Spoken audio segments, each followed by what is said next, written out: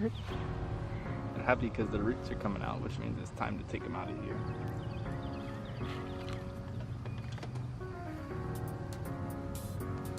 Today we're putting in, what is that? Looks like a potato.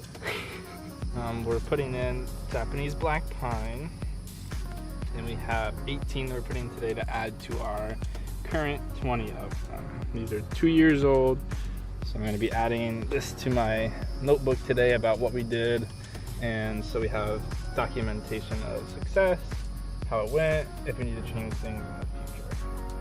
So there's not much specific, it's pretty much regular.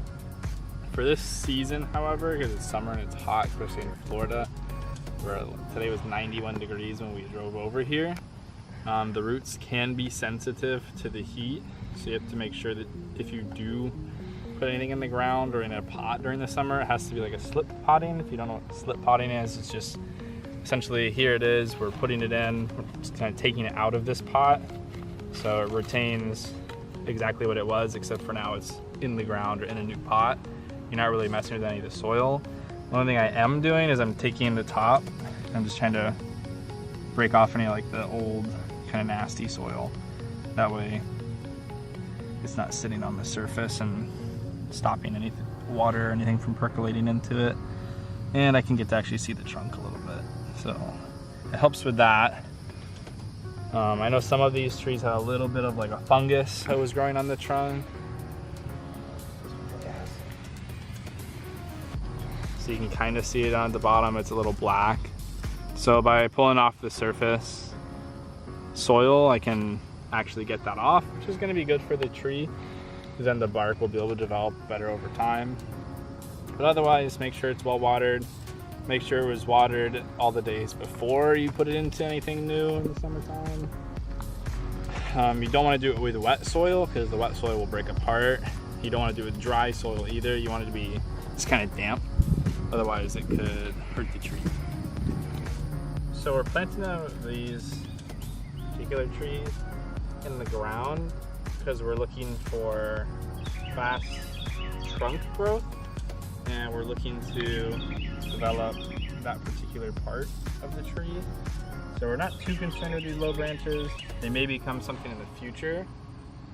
We could put them in a colander, which is my other preference. I don't really like regular pots. I've read too much about colanders and how they're better for growing roots. This will grow good roots too, but we'll get a little bit more development out of the trees compared to using a colander. The colanders are good. You can get more control out of the actual growth. So I'll be here I'd be with them every day. I could see how they're bending. I could see if they need me to add fertilizer or if there's a plant problem, like an insect problem. In the ground, I don't have as much control over that, and I can't control where the roots grow. So they can grow more freely. They could entwine with each other. But nevertheless, this is probably the quickest way to develop the trees. And it's got these nice little branches here that maybe will turn into something in the future. It's kind of cool how the trees are doing their own thing. I haven't shaped any of them yet. I was going to do that next season, but they're all still kind of doing their own thing and going their own direction. The ones on the outside are kind of all the same because I put them on a regular planting angle, but the ones that have been here for a week or so are starting to take off in different directions. The buds are spreading different directions, so it's good to see. So we picked this particular species because it's one of my favorites, and it's also classically like the symbol of bonsai in Japan. These pines are most common and they're what's most widely recognized. They grow pretty quick. They'll develop between 6 and 20 years, so we can get pretty nice bonsai in a decent amount of time with them. And they're pretty widely available as well, so we were able to get a pretty good amount of these, 40 in total, pretty easily.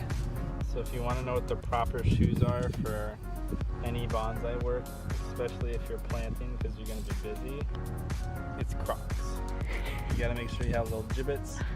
Today we have Darth Vader and Yoda, so we can focus. We got to keep our balance, which is very, very important for bonsai. as well. You know, it keeps you from being distracted while you're working. My wife won't come look at me when I have Crocs on, so that means I can work in peace. So you can look at these ones from above, and this one over here is the best one. If you look at it straight from above, needles are a lot wider than say one that's been in a container like this one that is put beside it. They're spread out so they're getting a lot more sunlight, so it can rub it. And it's happy where it is.